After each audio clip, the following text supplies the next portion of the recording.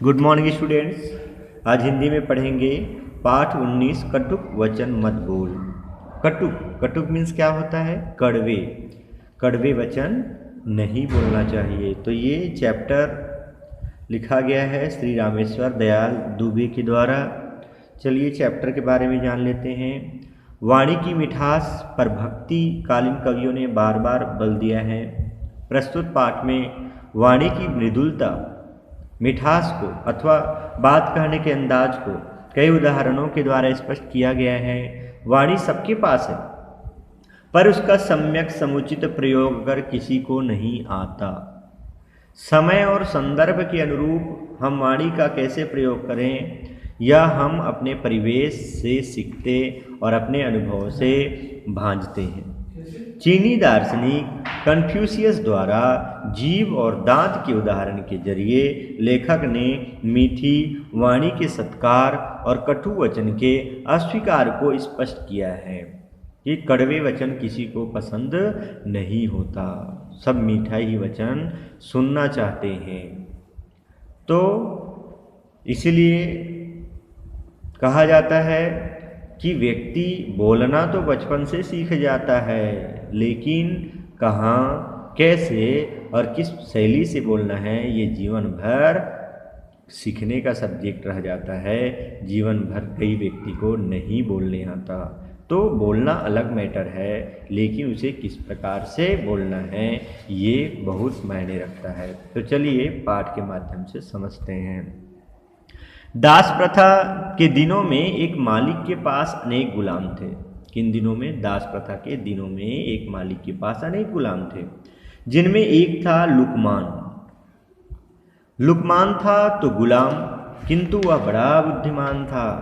उसकी प्रशंसा इधर उधर फैलने लगी। एक दिन उसके मालिक ने उसे बुलाया और कहा, सुनते हैं तुम बहुत होशियार हो, मैं तुम्हारा इम्तिहान लूंगा। इम्तिहान मीन्स परीक्षा लूंगा। अगर तुम कामयाब हो गए तो तुम्हें गुलामी से छुट्टी दे दी जाएगी। अच्छा जाओ, एक मरे हुए बकरे को काटो और उसका जो हिस्सा सबसे बढ़िया हो उसे ले आओ। लुकमान ने वैसा ही किया। एक बकरे को कत्ल किया और उसकी जीभ लाकर मालिक के सामने रख दी। कारण पूछने पर लुकमान ने कहा, अगर शरीर में जीभ अच्छी हो तो फिर सब अच्छा ही अच्छा है।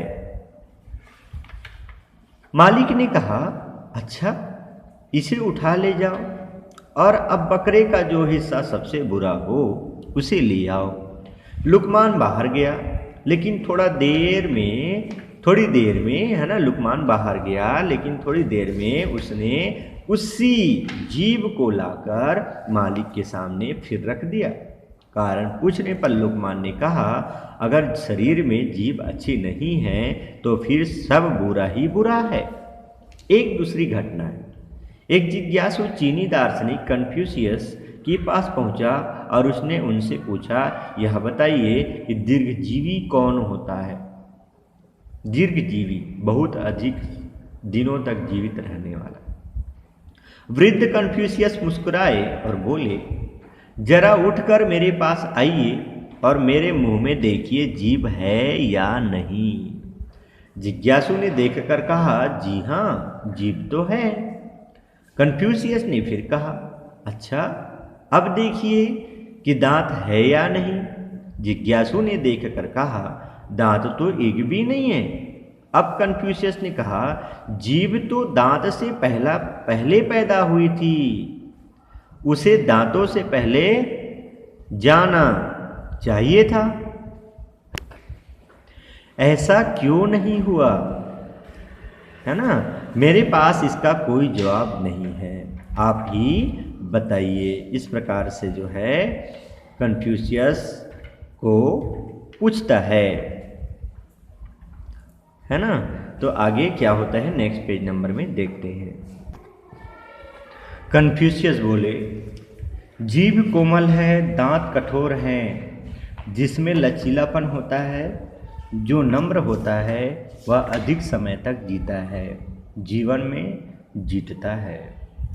ये दो कहानियाँ हैं किंतु एक ही सत्य को उद्घाटित करती हैं, और वह यह कि जीवन में वाणी का बहुत बड़ा महत्व है। वाणी तो सभी को मिली हुई है, परंतु बोलना किसी किसी को ही आता है। बोलते तो सब ही हैं, किंतु क्या बोले, कैसे शब्द बोले, कब बोले, इस कला को बहुत कम लोग जानते हैं। है ना बच्चों, क्या कहा जा रहा है यहाँ पर, समझिए। बोलते तो सभी हैं, मैंने वही बात आप लोगों को स्टार्टिंग में बताया था ना, किंतु क्या बोले, कैसे शब्द बोले, कब बोले, इस कला को बहुत कम ही लोग जानते हैं। एक बात से प्रेम झरता है, दूसरी बात से झगड़ा होता है। कड़वी बात ने संसार में न जाने कितने झगड़े पैदा किए हैं। जीव ने दुनिया में बहुत बड़े बड़े कहर ढाए हैं। जीभ होती तो 3 इंच की है, पर वह पूरे 6 फीट के आदमी को मार सकती है। संसार के सभी प्राणियों में वाणी का वरदान मात्र मानव को मिला हुआ है। उसके सदुपयोग से स्वर्ग पृथ्वी पर उतर सकता है, और उसके दुरुपयोग से स्वर्ग भी नरक में परिणत हो सकता है। कहने का मतलब, यदि हम सदुपयोग किए तो यह जो धरती है वही पृथ्वी के समान है, और यदि दुरुपयोग किए तो यहाँ पर ही नरक के समान व्यक्ति का जीवन दुखदायी हो सकता है। भारत विनाशकारी महाभारत का युद्ध वाणी के गलत प्रयोगों का ही परिणाम था। भारत विनाशकारी महाभारत का युद्ध वाणी के गलत प्रयोग का ही परिणाम था। इसीलिए सदा सदा से यह कहा जाता है कि किसी का हृदय अपनी कटु वाणी से विचलित मत करो। किसी का हृदय भी अपने कटु वाणी से, कड़वे वाणी से, वचन से दुखी मत करो। कदाचित मंदिर और मस्जिद तोड़ने वाले को क्षमा मिल जाए तो मिल जाए, किंतु हृदय मंदिर तोड़ने वाले को क्षमा कहाँ। कहने का अर्थ, हृदय दिल को दुखाने वाले को क्षमा कहाँ मिलेगी, है ना। दिल किसको क्षमा मिल सकता है, मंदिर मस्जिद तोड़ने वालों को एक बार भगवान क्षमा भी कर दें, किंतु हृदय मंदिर तोड़ने वालों को, दिल को दुखाने वाले को क्षमा प्राप्त नहीं होता। मधुर वचन है औषधि, कटुक वचन है तीर। मधुर वचन है औषधि, कटुक वचन है तीर। कड़वे वचन ये तीर के समान होता है, और मधुर वचन औषधि के समान होता है। श्रवण द्वार हवै संचरय, श्रवण द्वार हवै संचरय, सालय सकल शरीर। और किसके द्वारा संचरण होता है, हमारे जो तीर है वो किसके द्वारा संचरण होता है, श्रवण, सुनने से जो है अंदर वो प्रवेश करता है, और पूरे शरीर में जो है एक प्रभाव डालता है।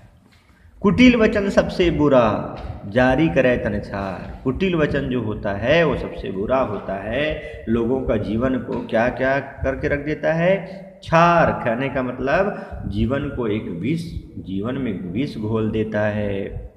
जीवन को एक व्यक्ति टूट जाता है कुटिल वचन से। साधु वचन जल रूप है, वर्षय अमृतधार। और साधुओं का जो वचन होता है, साधु का जो वचन होता है, संत लोगों का जो वचन होता है, वो तो अमृत के समान होते हैं, लोगों के जीवन को एक दिशा प्रदान करते हैं, और लोगों के जीवन में सुख और शांति रूपी अमृत का संचार करते हैं। स्वर्गीय श्री लाल बहादुर शास्त्री अपने विनम्र स्वभाव और मधुर वाणी के लिए प्रसिद्ध थे। प्रयाग में एक दिन उनके घर पर किसी नौकर से कोई काम बिगड़ गया। किसके यहाँ का, श्री लाल बहादुर शास्त्री यहाँ के नौकर, है ना। तो श्रीमती शास्त्री का क्रोध में आना स्वाभाविक था। उन्होंने नौकर को बहुत डांटा और उसके साथ सख्ती से पेश आई। शास्त्री जी भोजन कर रहे थे। उन्होंने अपनी पत्नी से कहा, अपनी जबान क्यों खराब कर रही हो, लो तुम्हें एक शेर सुनाऊं। तो क्या शेर सुनाते हैं। उन्होंने कहा, कुदरत को नापसंद है शक्ति जवान में, इसलिए तो दी नहीं हड्डी जवान में, है ना। एक शेर सुनाते हैं और कहते हैं, कुदरत को नापसंद है शक्ति जवान में, कुदरत को भी पसंद नहीं है प्रकृति को भी, इसलिए तो दी नहीं हड्डी जवान में। इसलिए दी नहीं हड्डी जबान में, और जुबान में इसलिए हड्डी नहीं दी। और फिर मुस्कुराते हुए शास्त्री जी ने आगे कहा, जब एक शेर सुना है तो एक दूसरा शेर भी सुन लो। जो बात कहो साफ हो, सुधरी हो, भली हो, कड़वी ना हो, खट्टी ना हो, मिश्री की डली हो। कहना ना होगा इन शेरों को सुनकर श्रीमती शास्त्री का क्रोध का पारा बहुत नीचे उतर गया था। यह बात स्वीकार करनी पड़ेगी कि सभी बातें ऐसी नहीं हो सकती जो दूसरों को प्रिय लगे। सत्य कभी कभी कड़वा होता है और कुछ बातें कहनी ही पड़ती हैं, किंतु ऐसे अवसर पर होना यह चाहिए कि बात भी कह दी जाए और उसमें वह कड़वाहट ना आने पाए जो दूसरे के हृदय को विदीर्ण कर देती। ऐसी बात ना हो। जरूरी नहीं है कि जीभ की कमान से सदा वचनों के बाण ही छोड़े जाएं। जरूरी नहीं है कि जीभ की कमान से सदा वचनों की बाण ही छोड़ी जाए, अर्थात कड़वे वचन ही बोला जाए। वाक चातुरी से कटु सत्य को प्रिय और मधुर बनाया जा सकता है। एक ही बात को दो तरीके से बोला जा सकता है, एक कड़वे और मीठे। तो मीठा क्यों नहीं बोला जाता? कहने का तात्पर्य है कि व्यक्ति को सरल और मृदुभाषी होना चाहिए। किसी राजा ने स्वप्न में देखा कि उसके सारे दांत टूट गए हैं। ज्योतिषियों से फल पूछा। एक ने कहा, राजन आप पर संकट आने वाला है, आपके सब संबंधी और प्रियजन आपके सामने से ही एक एक कर मर जाएंगे। अब एक ने कहा, है ना, दूसरे ज्योतिषी ने कहा, आप अपने सारे संबंधियों और प्रियजनों से अधिक काल तक संसार का सुख ऐश्वर्य भोगेंगे। दोनों कथनों का सत्य एक ही है। तात्पर्य क्या हुआ?